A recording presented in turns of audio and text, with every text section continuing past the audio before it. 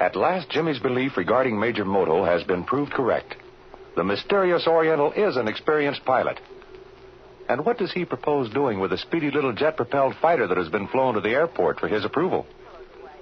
At a moment when Speed Robertson seemed free from suspicion, he has dealt a crushing blow. The government special investigator Russell has just discovered the wing construction drawings of a super-secret new Army experimental plane in Speed's room. Jimmy is speechless. Well, Robertson, speak up. What's the matter? Are you tongue-tied? All I can say is, Russell, I haven't the slightest idea where those drawings came from. What do you take me for? You know I wasn't born yesterday. I suppose you expect me to believe those drawings flew over here. I don't expect you to believe anything, Russell, except the truth. I don't expect to, Robertson. I've been a government agent for 25 years, and it's sometimes been very hard to know what the truth is, but I've never yet had occasion to doubt the evidence of my eyes. Well, Russell, as Jimmy here happened to mention to me yesterday, there's always a first time for everything. Meaning what? Just this. I don't deny for a second that these are part of the plans of the jet plane. I can see and I can read just as well as you can. But that's no proof at all that I'm responsible for their presence here. Why, of course, Mr. Russell. Just because the plans are here doesn't mean that Speed stole them. Just a minute, Alan. I'm doing the questioning. When I need you, I'll call you. Yes, sir. Naturally, Robertson, I'd expect you to say that. It's the first alibi of every thief. Listen, Russell, I'm not going to take that from you or anybody else. I'm not a thief, and you've no right to call me one. Now, you better take that back. I'll take nothing back. I'll give you 10 seconds to take that back. If you haven't done so by that time, I'm going to knock you flat on your back. You only think you are, Robertson. I rather expected this. Get any rat in the corner and he'll fight. Yeah, well, for that, I'm going to hit you just a little harder than I intended to. You've got about 2 seconds left. Yes? You take a good look down this barrel, Robertson. You make the slightest move toward me, and this finger of mine is liable to squeeze real quick like. I've always found the best policy is to shoot first and explain afterward. Speed, please. Please don't move. Oh, look, Mr. Russell. This is all a terrible mistake. I told you I'd call you when I needed you, Alan. You feel very cocky, don't you, Russell, with that big piece of artillery in your hand? Don't mind the smart cracks, Robertson. I'll just stand back there and keep your hands away from your pockets, out where I can see them. You don't seem to realize the gravity of this situation. No, I don't, but I do realize what a big monkey you're making out of yourself. Careful, Robertson. I may pull back a little further on this trigger. Well, I think this farce has gone far enough. Well, come on. Here's my wrists. Get out your handcuffs. Here, Jimmy, perhaps you can help Mr. Russell. He can't hold that gun on me and snap on the cuffs at the same time. I'll tell you, Russell, let Jimmy hold the gun while you put on the cuffs. You stay where you are, Alan. Oh, I get it. You're thinking of Jimmy as my Confederate. Well, here's another suggestion. You keep the gun and let Jimmy snap on the handcuffs. That smart stuff's not going to get you anywhere, Robertson. You better come clean. How did you get those? Please, do we have to go into all that again? I repeat once more, I haven't the slightest idea how those plans got in my room. Now, really, Robertson, you don't honestly expect me to believe that. Suppose your watch was missing from this room and then it was found in young Allen's room. You'd probably tell me it walked out there of its own accord. That's an excellent illustration, Russell. No matter how the watch got out to Jimmy's home, I'd never accuse him of being a thief. I'm to understand, then, you absolutely deny knowledge of how these plans came to be in your room. I do. And you also deny having abstracted these or any other of the ship's plans from the government factory. Am I to understand you're accusing me of stealing those plans? Don't you think the evidence warrants it? You were seen down at the factory at night twice when you had no business being there. Your alibi the first time was that Jimmy Allen had called you by phone and asked you to meet him there. Allen himself denies ever having made such a call. The second time, your flimsy excuse was that you went down to see Captain Sweeney, when you know perfectly well Captain Sweeney's seldom there in the evening. And now part of the missing drawings are discovered here in your room. Mr. Russell, what would I do with those drawings? Sell them to a foreign nation, of course. There isn't much chance you'd use them for scratch paper. And you honestly believe that I, who flew for my country in 2 wars, who's credited with destroying a total of 48 enemy planes, would do such a thing? Let me ask you something, Robertson. Not long ago, you crashed your Bluebird racing plane. Recently, you contracted to have a new one built. You agreed to pay $40,000 for it. Would it be prying too much into your personal affairs if I asked you where you were going to get such an amount of money?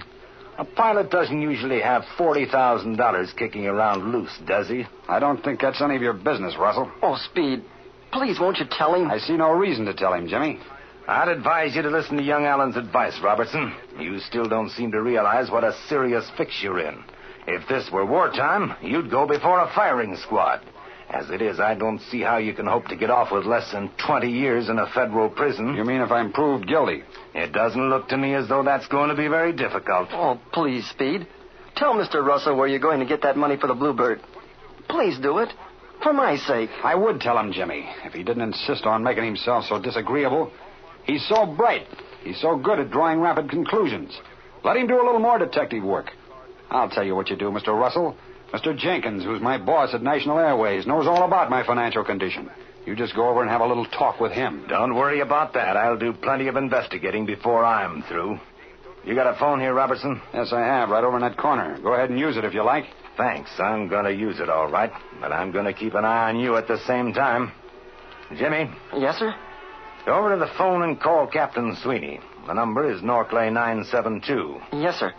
What do you want me to tell him? Ask him to come up here at once. Yes, sir.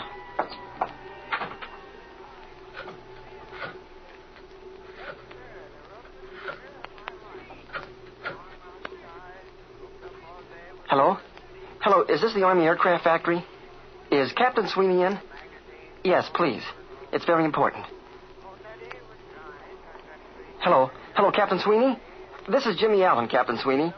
Yes, I'm in Speed Robertson's room over at the pilot's quarters. Mr. Russell's here and he wants you to come over at once. It's very important. Yes, sir. Thanks very much. Goodbye. Captain Sweeney's coming right over. Much obliged, Allen. You know, Russell, I'll tell you another reason why you're on the wrong track. I'll bet this'll be alibi number 2. Shoot, Robertson. I'm listening. A man that would be clever enough to get into a heavily guarded factory and steal the plans of the latest Army jet plane would hardly be dumb enough to leave him around. I don't think I've insinuated that you're any dumbbell, Robertson. Well, thanks for the compliment. But I certainly would be a dumbbell if I stole a set of valuable plans and left them lying around my room. That's alibi number 2, all right. But every crook, Robertson, no matter how clever, makes at least one mistake. Otherwise, none of them would ever get caught. All right, Robertson, answer that. No. Wait a minute. You answer it, Allen. Hello? Hello? Oh, yes, he's here. Just a minute, please. Who? Well, this is Jimmy Allen talking. Well, who's this? Oh, Flash Lewis. Why, well, yes, I think so, but... Well, just a minute, Flash. Hold the phone. Mr. Russell, it's Flash Lewis. He has something very important to tell me, and he's over at the school and wants me to come over. Can I go? Yes, I guess so. Come right back here as soon as you get through. Yes, sir. I'll hurry right back. Hello, Flash. I'll be right over. You'll be where? Oh, out on the line? Okay, I'll see you in a minute. I'll be right back, Mr. Russell. Come in. Hello, Captain Sweeney. Step in. You know Speed Robertson and Jimmy Allen? Of course I do, but what's the idea of the gun? I'll tell you in a second. All right, Jimmy, run along. Yes, sir. Well, come on, Russell. What's the mystery? Did you ever see these before? The wing construction drawings of the new plane. The set that's been missing. Where did you find them? Right here in Speed Robertson's room, Captain. Why, I can hardly believe it. Well, I'm sorry, Robertson. I'd about made up my mind you were on the square. I'm sorry myself. Sorry you'd be so hasty in jumping to conclusions. Believe me, Captain, this lad has all the answers. But what are the other drawings that are missing, Russell? I haven't had time yet to look, Captain, but they're undoubtedly here. That's what I called you for.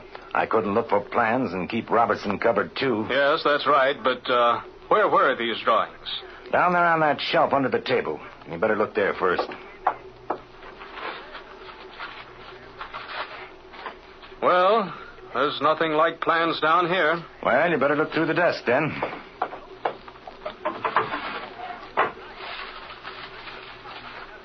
They're not here either. There's only one other place, that trunk over there. Okay.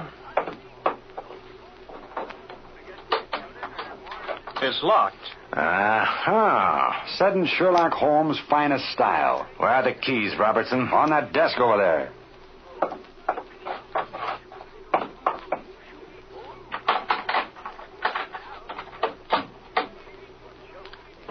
Here's a large package of papers. Oh, they're nothing but letters. Bunch of love letters, I guess. Why, really? You're mistaken. Those are the plans of the White House basement and the electric wiring diagram of the aircraft carrier Hoosius. Well, there's no plans here. All right, you take this gun and keep your eye on Robertson. I'm going over to Grand National Airways for a few minutes to see Mr. Jenkins. There's something I want to check up. I'll be right back.